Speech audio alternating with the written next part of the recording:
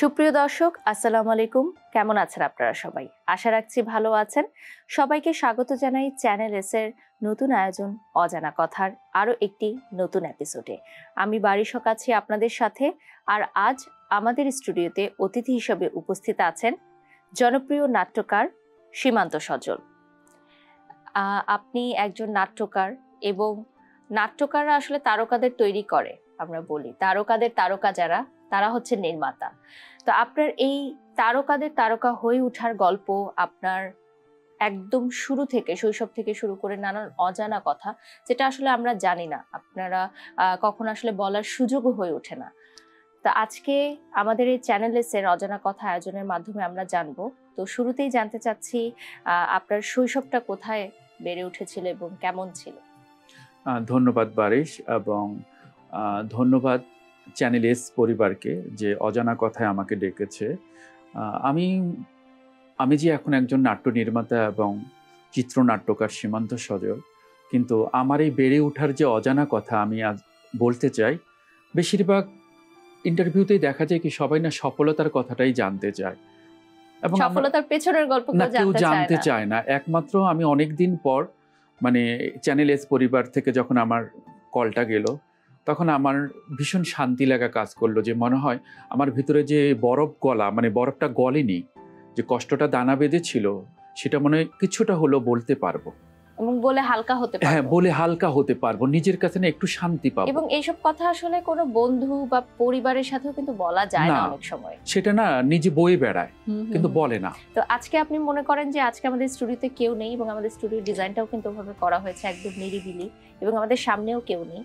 মনে করেন আপনি একা রয়েছেন, শুধুমাত্র দর্শকদেরকে আপনার এই অজানা কথাগুলো জানাচ্ছেন। তাহলে শুরু করি আপনার শৈশব থেকে। আমার বাবা সেনাবাহিনীতে চাকরি করত। এখন বলে ওয়ারেন্ট অফিসার, আগের দিনে তখন বলতো নায়েব সুবেদার। তো বাবা সেনাবাহিনীতে চাকরি করতো বলে আমাদের 2 বছর পর পর না খালি বাবার বদলি হতো। তো স্থান চেঞ্জ করতে। হ্যাঁ, বাবার বদলির কারণে আমাদের বিভিন্ন ক্যান্টনমেন্ট সেনানিবাসে থাকা হতো, যেমন ঢাকা ক্যান্টনমেন্ট, তারপরে তো হলো রাজেন্দ্রপুর ক্যান্টনমেন্ট, তারপরে রংপুর ক্যান্টনমেন্ট, চট্টগ্রাম ক্যান্টনমেন্ট। যখন আমি ক্লাস 8-এ পড়ি তখন বাংলাদেশ টেলিভিশনে তখন একটা প্রোগ্রাম হতো এসো গান শিখি। শ্রদ্ধেয় কণ্ঠশিল্পী ফেরদৌসী রহমান উনি ওই প্রোগ্রামটা করতেন, এবং 2টা কার্টুন ছিল মিঠু মন্টি। তো ওইখানের মধ্যে গান শেখা, এসো গান শিখি, ওখানে টিভিতে একটা গান করা হতো, এবং ওইখানে আবার স্ক্রিনে লেখা উঠতো গানগুলো। কিন্তু আমার রক্তে যে গান বাসা বেঁধে আছে সেটা আমি নিজেও জানতাম না। তখন আমি কি করতাম, ওই প্রোগ্রামটা দেখতাম। আমি যে ওই প্রোগ্রামটা দেখতাম, আমার বাসায় তো কোনো গানের কোনো আলাদা ডায়েরি নাই। আমি কি করতাম, আমার পড়ারই একটা খাতা, এইটাকে আমি গানের ডায়েরি বানিয়েছি। আমি কি করলাম, ওই গানগুলি লিখতাম আর ওইটা শুনে শুনে প্র্যাকটিস করতাম। এখন ঘটনাক্রমে আমি যখন ক্লাস 8-এ পড়ি তখন আমি অঙ্কে ফেল করেছি। আচ্ছা, ভীষণ মন খারাপ। এখন অঙ্কে পাস করার বুদ্ধি কি? তাহলে সেটা হলো অঙ্কের যে আমাদের ক্লাস টিচার, তার কাছে প্রাইভেট পড়লে আশা করি পাস করা যাবে, আশা করা যায়। এখন ঘটনাক্রমে মাঝে মধ্যে ওই স্যারের বাসায় পড়ার সময় আমার গানের ক্লাস পড়তো। তখন আমি কীভাবে গানটা বাকিটা কি করব। বাবা তো অফিসে, মাকে খুব রিকোয়েস্ট করতাম, মা এই টাইমে এতটার সময় গানের প্রোগ্রামটা হবে, আপনি আমার গানটুকু লিখবেন। সুর, আমি বললাম আমি পরের প্রোগ্রামে আবার সুর শিখে নিব, আপনি শুধু লিখবেন। দলীয় সঙ্গীতে নাম দিয়েছি। এখন আমরা দলের মধ্যে গান করি, আমার আল্লাহ প্রদত্তভাবে সুর জ্ঞান এবং তাল জ্ঞানটা মোটামুটি ভালো ছিল, রক্তেই ছিল। তারপরে যেটা হলো যে হঠাৎ করে স্কুলে যখন আমি দলীয় সঙ্গীতে গান করি, একদিন গানের ম্যাডাম বিথি গাঙ্গুলি ম্যাডাম রংপুরের, ওনাকে বললাম, ম্যাডাম আমি একটা একক গান গাইতে চাই। বললো, বাবা তুমি কি বাজিয়ে গাইতে পারো? আমি বললাম না। বললো তাহলে? আমি বললাম আপনি বাজাবেন আমি গাবো। কয় পারবো? আমি হ্যাঁ। পরে আমি গান করলাম। এখন আমি দলীয়তেও গান করি, এককও গান করি। ম্যাডাম আর আমাকে কিছু না বলে পরবর্তী প্রোগ্রামগুলিতে সবসময় আমার নাম একক দলীয়তে লিখে রাখে, এবং আমি করি, পুরস্কার পাই। স্কুল ভিত্তিক রেডিওতে প্রোগ্রাম হয়, ওখানে যখন প্রোগ্রাম করলাম মা বাবা রেডিওতে আমার নাম শুনলো, স্কুল থেকে যে পুরস্কারগুলি পেতাম সেগুলি পেত। এবার ওনারা বলে যে বাবা, আমার গানের ম্যাডাম বিথি গাঙ্গুলি, বাবা সঙ্গীতটা হলো গুরুমুখী বিদ্যা, তোমার গুরুর কাছে যেতে হবে এবং হারমোনিয়াম ছাড়া হবে না। আমি আমার মাকে ধরলাম, মা স্কুল থেকে বলছে আমাকে হারমোনিয়াম কিনে দিতে। মা বাবাকে বলল, বাবা বলল আমাদের বংশে তো কেউ গান করে না, তোমার ছেলে যেহেতু গান করতে চাচ্ছে আমি একটা শর্তে দিব, ও যদি মেট্রিকে ভালো করে তাহলে। এখন মা তো আমাকে বলে দিলে তুমি মেট্রিকে ভালো করলে দিবে, এখন তুমি 8-এ পড়ো 9-10। আমি সৃষ্টিকর্তার নিকট প্রার্থনা করে শুধু বলি আমি যাতে ভালো করতে পারি হারমোনিয়াম পাবো, ভালো করতে পারি হারমোনিয়াম পাবো। এই যে হারমোনিয়ামটা দিল, বাবা কিন্তু কথা রেখেছে, হারমোনিয়াম দিয়েছে। গানের স্কুলে ভর্তি হলাম, হঠাৎ করে ছুটির দিনে দরজা নক ঠক ঠক ঠক করলো দরজায়, এই বাসায় যে ছেলেটা গান করে তাকে আমরা চাই। মা তো অবাক হলো দরজা খুলে যে এটা কি ধরনের কথা। বলল যে আমরা যে জিয়া কলোনি, ঢাকা ক্যান্টনমেন্ট জিয়া কলোনিতে আমরা থাকি, ছুটির দিনে বা অন্য সময় সবসময় দেখে হারমোনিয়ামের আওয়াজ, এই ভাষায় কে গান করে, এই ছেলেটাকে লাগবে আমাদের থিয়েটারের দলে। বলল বাবা আমি তো বুঝি না। বলল আঙ্কেলকে কে ডাকবেন? তো বাবাকে ডাকলো, বাবা বলল ঠিক আছে ঘরে এসে বসে কথা বলুন। তা আমি তখন অলরেডি আমাদের বাসায় খাটের উপরে, ড্রয়িং রুমে খাটের উপরে বসে আমি প্র্যাকটিস করতেছিলাম। বলল যে আমরা এই কলোনিতেই থাকি, গানের আওয়াজেই আসলে আমরা এসেছি, আমাদের একটা থিয়েটারের দল আছে মিরপুর 10 নম্বরে, আমরা প্র্যাকটিস করি এবং মামুনুর রশিদের লেখা ওরা কদম আলী এই নাটকটাতে একটা বৃদ্ধ চরিত্র লাগবে। আমি তখন মাত্র মেট্রিক পাস করে, এখনো রেজাল্টটা দেয়নি, ওই গ্যাপে আমার তখন গোপ উঠেছে, আমি সেবও করিনি। আমাকে বলতেছে 60 বছরের বৃদ্ধ। তো বাবা বলতেছে দেখেন ও গান করে, কিছুদিন পরে ওর রেজাল্ট দিলে কলেজে ভর্তি হয়ে যাবে, ও আবার থিয়েটার করবে কি করে। বললো ও করা লাগবে না, শুধু এই শোটা করে দেখ, তারপরে আর করতে হবে না। তো বাবা, আমি বাবার দিকে তাকাইছি, ওনারা মাথায় ইশারা দিচ্ছে তুমি কিন্তু তোমার বাবাকে না করতে পারবা না।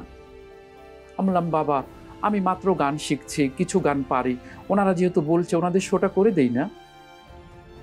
মানে আমি কিন্তু আমার জন্য না, ওনাদের শোটা তবু হয়ে যাক এটার জন্য। বাবা বলল ঠিক আছে। সেই যে আমার দরজায় ঠক ঠক করে মানুষ আসলো, আসলে কি মানুষ এসেছিল না আল্লাহ তাদেরকে পাঠিয়েছিল? মানে ওখান থেকে জার্নিটা শুরু আপনার মিডিয়া ইন্ডাস্ট্রিতে। তো মিডিয়াতে এটা তো গেলাম। সেটা কত সালে ছিল? সেইটা হলো আমি এসএসসি যখন পাশ করি 1994 সাল। তখন তো সংস্কৃতি অঙ্গনে থিয়েটার বলতে সবচেয়ে বড় মঞ্চ ছিল। তো তখন যেটা হলো যে সেই যে দরজা ঠক ঠক করে যে থিয়েটারের দলে নিল, ওখানে আমি শো করলাম। তো আমি তো জানি যে ওদের একটা শো করে দিলে হয়ে গেল, ওদের আরেকটা পথনাটক হবে হুমায়ুন আহমেদের 1971, সেখানেও আবার আমার ভাগ্যে পড়লো বৃদ্ধ ক্যারেক্টার। তো পথনাটক যেটা সেটা মঞ্চে হয় না, সেটা পথে হয়। আমাকে তো ইনস্ট্রাক্টর বারবার বলছে তুমি না নমশূদ্র হও, তুমি নমশূদ্র হও, তুমি কিনা হিন্দু হও এবং তোমাদের আগুন লাগলে কি হয়। এর পরের গল্পটা আমরা শুনবো। তো আপনি নিজেও জানতেন না যে গানের পাশাপাশি অভিনয়টাও আপনি ভালো পারেন, আপনার রক্তেই মিশে আছে। তো অভিনয় থেকে তারপরে নির্মাতা সীমান্ত সজল আবার কিভাবে হয়ে গেলেন? অভিনয় তো আসলে আমি করতেই চাইনি, কিন্তু ওই আমি যখন গানের স্কুলে গেলাম, গানের স্কুলের নাচের শিক্ষক বলল উত্তরাতে একটা মিডিয়া হাউস আছে, ওখানে মিউজিক ভিডিও হবে। তো আমি বললাম আমি গিয়ে কি করব? বললো আরে আপনি তো অভিনয় করতে পারেন, আপনি মডেল হবেন। বললাম না না না আমার দ্বারা দরকার নাই। বললো আরে চলেন না। পরে আমাকে বললো যেহেতু মিউজিক ভিডিওর শুটিং মডেল লাগবে, আপনি তো গানের, আপনি তো লিপসিংটা ভালো পারবেন, আর আপনার চেহারায় একটা দুঃখ আছে, আপনাকে দিয়ে দুঃখের গানই হবে। আমি বললাম না। বলে কি আর করেন? তো নাচের মাস্টারে বললো আমি যেহেতু ওখানে কোরিওগ্রাফি করবো, আপনিও যাবেন, তো চলেন না যাই। তো আমার জীবনের প্রথম শুটিং স্পট ছিল গাজীপুর হোতাপাড়া খতিব খামার বাড়ির শুটিং স্পট। তো আমরা রাত্রে গেলাম, আমাদেরকে রুম দিয়ে দিল। হঠাৎ করে নাচের মাস্টার এসে বলল ডিরেক্টর স্যার আমাদেরকে ডেকেছে। আমি ভাবলাম মনে হয় কালকের কাজটা আমাদেরকে বুঝিয়ে দিবে, তাই। তো আমি গেলাম, বললো আপনি আমার একটা উপকার করতে হবে। বললাম কি? বললো কিভাবে ব্যাপারটা বলি, আপনি ব্যাগে কাপড় চোপড় গুছিয়ে আপনার জীবনের প্রথম শুটিং স্পটে অভিনয় করতে এসেছেন, কিন্তু আমার যে অ্যাসিস্ট্যান্ট আসার কথা সে আমাদের সাথে আসেনি, সে কালকে আসবে। কিন্তু ঘটনাক্রমে তার ওয়াইফের বাচ্চা হবে বলে ডেলিভারি হবে, হাসপাতালে নিতে হবে, সে আসতে পারবে না জানালো। তো আমি বললাম আমি কি করতে পারি? বললো আপনি তো গানের লোক, গান ভালো পারেন, আপনি এই টেপ রেকর্ডার নিয়ে যান, ক্লিপবোর্ড নিয়ে যান, গানগুলি লিখবেন, গানগুলি কালকে আপনি বলে দিবেন, আপনি আমার সাথে এই প্রজেক্টে অ্যাসিস্ট্যান্ট হিসেবে কাজ করবেন। তার মানে আমি অভিনয় করতে গিয়েছিলাম, কিন্তু আমাকে দিয়ে দিল ডিরেকশনের ক্লিপবোর্ড এবং কলম। হয়ে গেলেন অ্যাসিস্ট্যান্ট ডিরেক্টর, পরিচালক, সহকারী পরিচালক। এখন আমি ওই শুটিংয়ে কিন্তু দায়িত্ব পালন করেছি ঠিকই, কিন্তু গাড়ি দিয়ে যখন রিটার্ন আসি, আমি আর ওনার অফিসে না গিয়ে রাস্তায় নেমে আমি বাসায় চলে আসছি, কোনো পেমেন্টও আনি নাই। এরপরে আমাকে বলল যে কি হলো, ছেলেটা পেমেন্টও নিল না, অফিসে গেল না, যে রাস্তায় নেমে চলে গেল অন্ধকারে। বললাম আমি এই মিডিয়াতে আর জীবনে কাজ করব না, আমাকে নিলে অভিনয় করতে, আমি এত এত জামা কাপড় কিনলাম, আমাকে দিয়ে অ্যাসিস্ট্যান্ট করাতে গেলাম, আমি কি অ্যাসিস্ট্যান্ট হতে গিয়েছি? কিন্তু সেদিনটা আসলে কি আমার, তখন তো আমি বুঝতাম না, ছোট মানুষ, আবেগ ছিল, সেটা মনে হয় আমার ভাগ্যেই ছিল, সেটা আমার ভাগ্যে ছিল, সেটা আমাকে পিছ ছাড়ে না। আবার আরেকদিন আমি আরেক ডিরেক্টরের কাছে গেলাম অভিনয় করতে, সে আমাকে বলে তুমি তো ঢাকায় একা থাকো, তুমি আমার সাথে পুরান ঢাকা সূত্রাপুরে থাকবা, তুমি আমার এখানে অভিনয় করবা, অ্যাসিস্ট্যান্টও করবা। ও মাই গড! তো আমি বললাম কি বলেন? হ্যাঁ। আবার সেখানে যাওয়ার পরে অভিনয় তো দূরের কথা, খালি অ্যাসিস্ট্যান্ট ডিরেক্টর। এখন আমি যখন অ্যাসিস্ট্যান্ট ডিরেকশন হিসেবে মিউজিক ভিডিওতে কাজ করি, ক্যামেরাম্যানরা আমাকে বলে আচ্ছা তুমি নাটকে কার সাথে অ্যাসিস্ট করো? বললাম কেন? বললো ডিরেক্টর তো এখানে নাই, এখানে তো স্ক্রিপ্ট তোমার, ডিরেকশন তুমি দিচ্ছ, মানে আপনি পারদর্শী হয়ে গেছেন। হ্যাঁ, মানে আমি এখন ডিরেকশন দিচ্ছি, এবং এক একটা গানকে না, মিউজিক ভিডিওকে আমি এখন না, মানে এটাতে গল্প ঢোকাচ্ছে। আগে তো মিউজিক ভিডিও ছিল মেয়েদের হাত ধরে হাঁটা চলা, গাছের নিচে বসা, লিপসিং, কিন্তু আমি এই গানের মধ্যে একটা গল্প দিচ্ছি, কারণ ওই যে আমি মঞ্চ নাটক করেছি বা আমার ভিতরে একটা জল্পনা কল্পনা, তখন হলো কি উনি আমাকে স্বাধীনতা দেওয়ার পর আমি এইভাবে কাজ করছি। ক্যামেরাম্যানরা বলতেছে তোমার জায়গা তো এইটা না। আমি বললাম কেন? বললো তুমি বললা তুমি নাটকে কারোর সাথে কাজ করেন, তাহলে তুমি ডিরেকশন দাও কি করে আমাদেরকে, এবং তুমি বলে দাও এইটা করতে, আর্টিস্টকেও বলে দাও তুমি এইটা করতে, তুমি কি জানো তুমি তো একজন ডিরেক্টর, যদিও তুমি নাটকের যদিও তুমি মিউজিক ভিডিও অ্যাসিস্ট্যান্ট ডিরেক্টর, তোমার জায়গা এইটা না বাবা, তুমি নাটকে যাও। নাটকে গেলে আমাদের নাটক হয়তো ভালো একজন ডিরেক্টর পাবে। তারপর আমি কি করলাম, আমি ওনার বাসা থেকে মানে ঈদের ছুটিতে গিয়েছি, উনি আমাকে ফোন দিয়ে আসতে বলছে, আমি বললাম না আমি আর মিউজিক ভিডিও করবো না। বললো কেন? আমি বললাম আমি নাটকে কাজ করবো। নাটকে কাউকে চিনা? বললাম না। বললো তোমার মাথায় এটা কে ঢুকিয়েছে? আমি বললাম যেই ঢুকাক, আমি এই মিউজিক ভিডিও আর করবো না, আমি নাটকে অ্যাসিস্ট করবো। উনি আমার মাকে রিকোয়েস্ট করে 2বার আনালো। তারপর ক্যামেরাম্যানদের সাথে আবার যখন শুটিংয়ে যাই, এই তুমি এখনো আসছো, তুমি যাও নাই? বললাম উনি তো আমার মাকে রিকোয়েস্ট করে আমার পেমেন্ট বাড়িয়ে এনেছে। বললো পরের শুটিংয়ে যদি তোমাকে দেখি তোমার খবর আছে। পরে আমি কি করলাম, ওনাকে একদিন বললাম যে ভাইয়া আমাকে ক্ষমা করবেন, আমি আর মিউজিক ভিডিওতে অ্যাসিস্ট করবো না, আমি নাটকে করব, আমি চলে যাব। তো উনি বললো ঠিক আছে, তোমার পেমেন্ট ক্লিয়ার করে দিচ্ছি আমি, তুমি চলে যাও, কিন্তু তোমার যাওয়াটা আমি দেখতে চাই না, আমি অফিসে থাকবো, তুমি চলে যেও। তারপর উনি পেমেন্ট দিল, চলে গেলাম।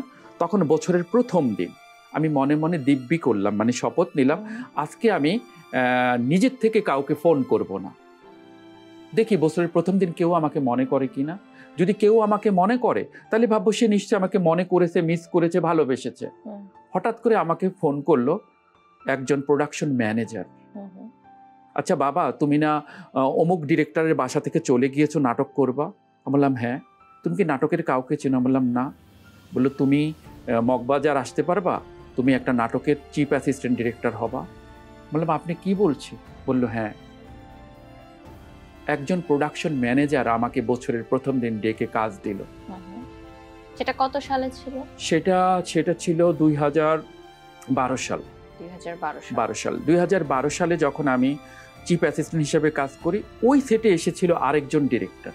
এসে ডিরেক্টরকে বললো এই ছেলেকে কই পেয়েছো? কেন? ও তো অনেক পাকনা অ্যাসিস্ট্যান্ট, একে আমার লাগবে। তো আমি গেলাম একটা ছোট্ট 1 ঘন্টার নাটকে, কিন্তু উনি আমাকে নিয়ে নিল কোথায়? একটা দীর্ঘ ধারাবাহিক, মেগা ধারাবাহিক। ওখানে মেগা ধারাবাহিকে আবার হয় কি 2 ক্যামেরায় শুটিং হয়, এক ক্যামেরায় ডিরেক্টর থাকে, আরেক ক্যামেরায় চিফ অ্যাসিস্ট্যান্ট থাকে। আর্টিস্টরা কখনো এখানে কখনো ওখানে যায়, এবং পেমেন্টও ভালো। ওইটা তো আবার ওই প্রোডাকশন ম্যানেজারই ওইটাতে আছে। আপনি লুফে নিলেন? আমি লুফে নিলাম। এখন আর আমার মাথায় মিউজিক ভিডিও নাই, এখন আমি হয়ে গেলাম নাটকের চিফ অ্যাসিস্ট্যান্ট ডিরেক্টর, আমি ডিরেকশন দেই। তখন কি আপনি অলরেডি সেলিব্রিটিদের নিয়ে কাজ করা শুরু করেছেন? একদম নাটক, তাও তো টিভি নাটক, সব সেলিব্রিটি, তারকাদের নিয়ে। তখন আমার না মনে হলো যে আল্লাহ, আমি এই জায়গাটায়, কিন্তু আমার না কোনো ভয় নেই, কারণ আমি যে আগের থেকেই ক্যামেরা, লাইট এগুলি নিয়ে পাকনা আছি। তো এটা যখন করছি, তখন কি হলো, হঠাৎ করে আমার শুটিং করতেছিলাম আমি, তখন আমার ঈদের একটা নাটকের শুটিং, দীর্ঘ ধারাবাহিক তো করছি, ঈদের নাটকের শুটিং। তো এখানে হলো শুটিং সেট, আর মেকআপ আর্টিস্ট থেকে, মানে আমি যেহেতু অ্যাসিস্ট্যান্ট ডিরেক্টর, ওই আর্টিস্ট বারবার দেরি করছে। গ্রামের নাটক, এখন সান চলে যাবে। তখন বলল ডিরেক্টর, বলল বাবা তুমি আমারও এখন, কিন্তু আমি তো অ্যাসিস্ট্যান্ট, আমারও আবার অ্যাসিস্ট্যান্ট তৈরি হয়ে গেছে। ওরা হলো অ্যাসিস্ট্যান্ট ডিরেক্টর আর আমি হলাম চিফ অ্যাসিস্ট্যান্ট ডিরেক্টর, মানে প্রধান সহকারী পরিচালক। আর আমার নিচেও কিন্তু অ্যাসিস্ট্যান্ট আছে। এখন আমাকে ডিরেক্টর বলতেছে, সীমান্ত তুমি যে এই বাচ্চাদের উপরে নির্ভর করছো, আর্টিস্ট তো ওখানে গল্প করতেছে, তুমি গেলে আসবে। আমি গেলাম, আর্টিস্ট আসতেছে, হঠাৎ করে মানে আমাদের মেকআপ রুম থেকে আর্টিস্ট বললো তুমি যাও ভাইয়া, আমি আসতেছি। আমি আর আমার ছোট্ট অ্যাসিস্ট্যান্ট ছিল, আমরা যাচ্ছি। হঠাৎ করে বাড়ি থেকে ফোন এলো, আমার বোন ফোন করে বললো ভাইয়া বাবা তো আর নাই, বাবা মারা গেছে। মানে আপনার বাবা কি আগে থেকে অসুস্থ ছিলেন? বাবা অসুস্থ ছিলেন, তারপরেতে আমি বাবাকে অসুস্থ থাকাকালীন অবস্থায় এই নাটকের থেকে কিছু অ্যাডভান্স নিয়ে আমি বাবাকে দেখতেও গিয়েছিলাম। চিকিৎসা খরচও দিয়েছি। তো মা বললো যে বাবা তুমি কোনো কিছু আইনো না, তুমি বরং টাকাটা দিও, কাজে লাগবে। তো আমি বাবাকে দেখে টেকে তারপরে চলে আসছি শুটিংয়ে, যেহেতু আমার শুটিংয়ের ডেট ফিক্সড করা। কিন্তু মানে ধুম করে বাবা মারা গেল 4:12 খবর আসলো। তো আমি ফোনটা রাখছি, আমার অ্যাসিস্ট্যান্ট বলছে মানে ভাইয়া কি হয়েছে, আপনার চোখ দিয়ে পানি পড়ছে, কাঁদতেছেন কেন? বললাম আমার বাবা আর নাই। শুটিংয়ে গেলাম, শুটিংয়ে কাজ করতেছিলেন আবুল হায়াত স্যার। তারপরে তো আবুল হায়াত স্যার যখন ডিরেক্টর, আমি সেটে গেলাম, বললো আর্টিস্ট আসতেছে, আমি বললাম হ্যাঁ। বললো তোমার চোখ লাল কেন, চোখ দিয়ে পানি পড়তেছে কেন? মানে আবুল হায়াত স্যার বলতেছে আর ডিরেক্টর বলতেছে, ওখানে প্রডিউসারও ছিল। মূলত ডিরেক্টরকে প্রডিউসার কাজটা দিয়েছে, আর ডিরেক্টরটা একটু নতুন দেখে আমাকে নিয়েছে যে চিফ অ্যাসিস্ট্যান্ট ডিরেক্টর, ও ভালো পারে, আমার অভিজ্ঞতা পুরোটা আমারই দিতে হচ্ছে। তখন কি হলো, প্রডিউসার বলল কি হয়েছে সীমান্ত, তুমি কাঁদছো কেন? আমি এতক্ষণ কিন্তু হাউমাউ করি নাই, আমি ওনাকে জড়িয়ে ধরে বলছি ভাইয়া বাবা তো আর নাই। আবুল হায়াত স্যার এসে বলে কি হইলো? পুরা শুটিং স্পট থমথমে হয়ে গেল 1 মিনিটে। ভাইয়া বাবা তো আর নাই। তখন বললো যে তুমি বসো। আবুল হায়াত স্যার বললো, মানে প্রডিউসারকে বললো যে ওকে বাড়িতে পাঠানোর ব্যবস্থা করা, প্রোডাকশনের গাড়ি দিয়ে যতটুকু আগাতে পারো ও বাড়িতে যাবে, অতটুকু অন্তত প্রোডাকশনের গাড়ি দিয়ে ওকে আগাও। আমি গেলাম, বাবাকে মাটি দিলাম। ঘরে গিয়ে দেখি মা বিধবার সাদা বসন পরে। মাকে জড়িয়ে ধরে আমি অজ্ঞান হয়ে গেলাম, মা অজ্ঞান হয়ে গেল। এখন যখন জ্ঞান ফিরল, আমি না মার দিকে তাকাই আসছি। মা বলছে তুই কি কিছু বলতে চাস? না হ্যাঁ মা। কি? মা কালকে তো আমার শুটিং আছে, আমার তো যেতে হবে। তুই কি পাগল হয়েছিস? তোর বাবাকে মাটি দিছিস, এখনো 1 দিন হয় নাই, তুই যাবি আবার ওই বেটাদের শুটিং করতে? বললাম মা না, শুটিং তো আমার দায়িত্ব। ওই ডিরেক্টর ভাই তো নতুন, প্রডিউসার ভাইয়া আমাকে কাজটা দিয়েছে মা, আমি ওনাদের থেকে কিছু টাকা অ্যাডভান্স এনে আব্বাকে দিয়ে গেছি, তাহলে এটা আমার দায়িত্ব না? আর শুটিংয়ের পুরো কস্টিউমের কন্টিনিউটি, একটা নাটকের ড্রেস কন্টিনিউটি থাকে, আমি ছাড়া হবে না মা। আর মা এটা কিন্তু কালকে লাস্ট ডে শুটিং, কিন্তু মা পরের দিন যে মানিকগঞ্জে RTV মেগা ধারাবাহিকের শুটিং, ওখানে তো 2 ক্যামেরায়, একদিন মাপ করলাম, পরেরটা কি করব? ওখান থেকে তো অ্যাডভান্স নিয়েছি। তার মানে আমার এইটা একদিন শুটিং, আবার চলে যাব মানিকগঞ্জে ধারাবাহিকের শুটিং, ওখানে 2 ক্যামেরায় শুটিং। তার মানে 2 জায়গায় আমি ওয়াদাবদ্ধ। বললাম মা বাবা মারা গিয়েছে, আমি কিন্তু বাবার বড় সন্তান, আমার কিন্তু কষ্ট কম না, কিন্তু মা আমার দায়িত্বের জায়গাটা আমি কি করব? ওখান থেকে কিছু টাকা অ্যাডভান্স এনেছি, আমি না গেলে তো বাবা তো মারা গেছে, ওদের শুটিংটাই তো মরে যাবে মা। তাহলে আমি জীবনে আমার যদি কোনো দায়িত্ব জ্ঞান না থাকে মা, তাহলে আমি কিসের ডিরেক্টর হব? ডিরেক্টরের তো একটা দায়বদ্ধতা থাকে। মানে বুকে পাথর নিয়েও আপনাকে এখন শুটিং হাউসে গিয়ে হাসি মুখে কাজ করতে হচ্ছে আর কি। আমি ভোরবেলা, মা বলল আজানটা দেখ, আলো ফুটার আগে তুই চলে যা। আমি অনুমতি দিছি, কেউ দেখলে আমাকে ছিছি করবে, তোকে ছিছি করবে। তুই যেহেতু কাজের প্রতি এত শ্রদ্ধা, বাবা তুই যা, আমি তোকে বাধা দিব না, কিন্তু কেউ যাতে না দেখে, তুই চলে যা। বারিশ আমি এলাম ঠিকই, শুটিং স্পটের সবাই দেখে রীতিমতো অবাক, তোমার বাবাকে মাটি দিয়ে তুমি আবার এসেছো শুটিং করতে, এমন ছেলে আমি জীবনে দেখিনি। কিন্তু বারিশ গল্পটা ওইটা না। আমি জীবনে কোনোদিন আমার একটা কষ্ট আমি বলি নাই, আমি সেই দিনের অপেক্ষায় ছিলাম যদি কখনো স্কোপ হয় এই চরম সত্যটা আমি বলবো। আমার বাবাকে মাটি দিয়ে আমি এই ভদ্রলোকের শুটিং করিয়েছি, এবং প্রোডাকশন ম্যানেজার সহকারে ভদ্রলোকের অফিসের ফ্লোরে আমি ঘুমিয়ে পরের দিন আবার প্রোডাকশন ম্যানেজার সহকারে দীর্ঘ ধারাবাহিকে গিয়েছি। ওখান থেকে এসে ওনার অফিসে আমি আমার পেমেন্টটা চাইতে এসেছি। বললো কিসের পেমেন্ট? তুমি তো অনেক পাকনা, তুমি তো অনেক বড় ব্যস্ত অ্যাসিস্ট্যান্ট ডিরেক্টর, তুমি কি আমার নাটকের এডিটিংয়ের রাফ কাটে ছিলা? বললাম ভাইয়া আপনার অফিস, আপনার তো আরো অ্যাসিস্ট্যান্ট আছে, আর আপনি তো জানেন যে এই প্রোডাকশন ম্যানেজারও এটাতে ছিল, আমি দীর্ঘ ধারাবাহিকে গেছি, হ্যাঁ, তো আপনার এডিটর আছে, সব আছে, আপনি আমাকে কিছু টাকা কম দেন কিন্তু পেমেন্টটা তো দিবেন। বলল না, তোমাকে একটা টাকা পেমেন্ট দিব না। আমার মার কাছে বলে বাবাকে মাটি দিয়ে আমি এসেছি শুটিং করতে, আর উনি আমার শুটিং এর এই পেমেন্টটা দিল না, আজ অবধি দেয়নি, এবং উনি মুখের উপরে না করে দিয়েছে। সেই দিন বারিশ, মানে আমি না কাঁদতে পারিনি, আমি শুধু মাথা নিচু করে, আমি বলিও না যে ভাইয়া আসি বা লাগবে না, মানে উনি যা বলার তো বলে দিয়েছে। ওই প্রডিউসার, আমি নামটা বলতে চাই না, উনি যদি প্রোগ্রামটা দেখে থাকেন ওনার বিবেকে ঠিকই নাড়া দেবে, কিন্তু আমি তো জানি, উনিও জানে, কিন্তু আমি জনগণের সামনে ওনাকে ছোট করতে চাই না ওনার নামটা বলে। সেই দিনের কষ্টটা আমার সারা জীবন মনে থাকবে। আমি কিন্তু টাকার জন্য কষ্ট পাচ্ছি না।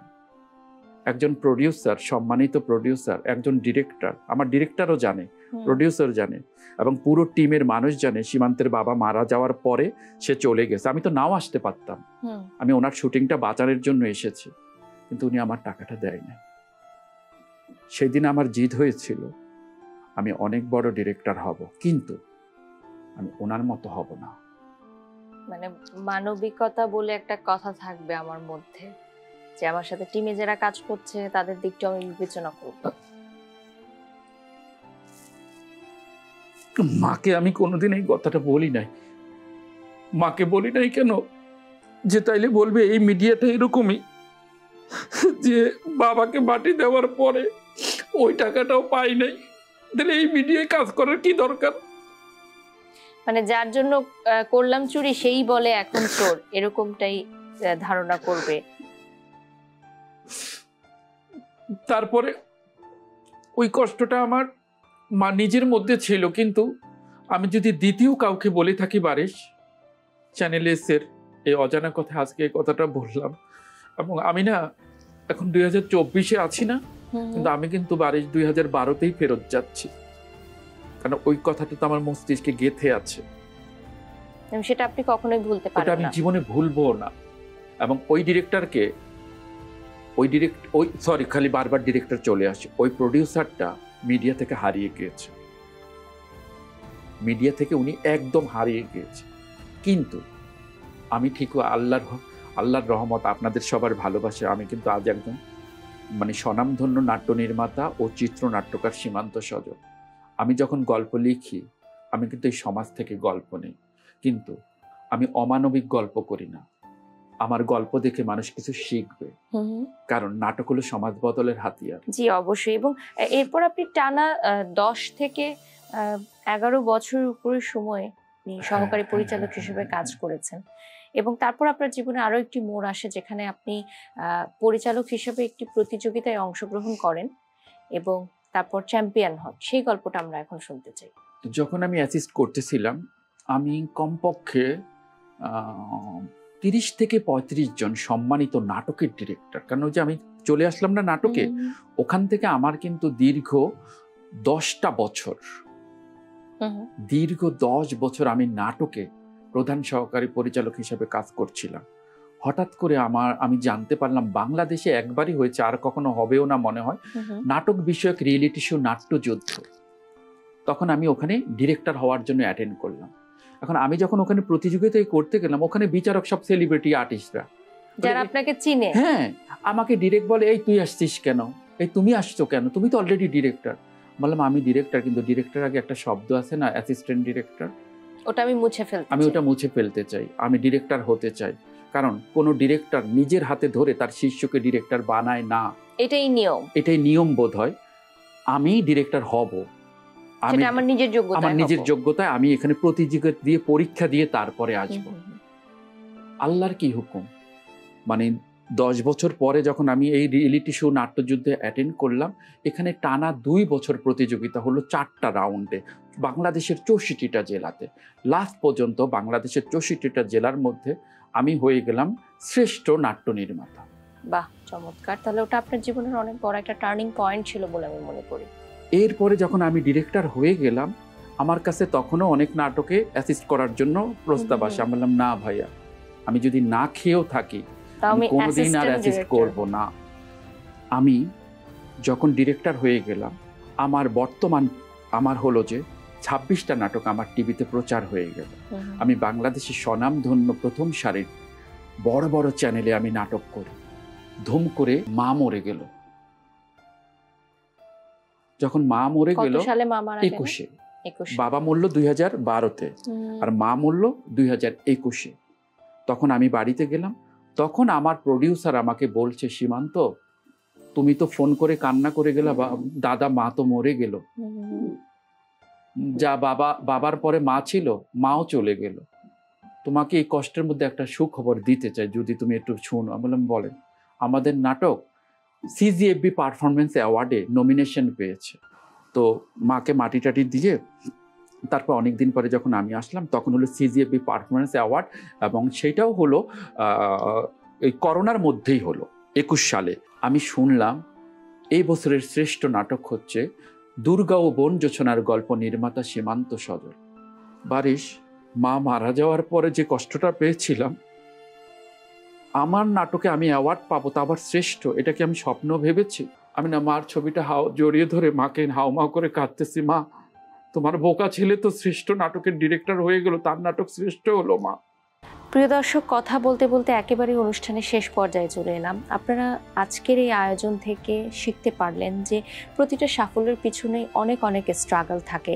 বছরের পর বছর স্ট্রাগল করেই কিন্তু একটা মানুষ সাফল্যের দ্বার প্রান্তে গিয়ে পৌঁছায়, এবং সাফল্যের কোনো শেষ নেই। যেমনটি আমাদের নির্মাতা সীমান্ত সজল বলছিলেন যে তিনি ভবিষ্যতে সিনেমা পরিচালনা করতে চায়, তার জন্য রইল শুভেচ্ছা ও শুভকামনা। আমাদের চ্যানেলস পরিবারের পক্ষ থেকে আপনাকে অনেক অনেক ধন্যবাদ। তোমাকেও ধন্যবাদ বারিশ, এবং চ্যানেলস পরিবারকে আমি ধন্যবাদ, কৃতজ্ঞতা জানাই তাদের অজানা কথায় আমাকে অতিথি হিসেবে ডাকার জন্য।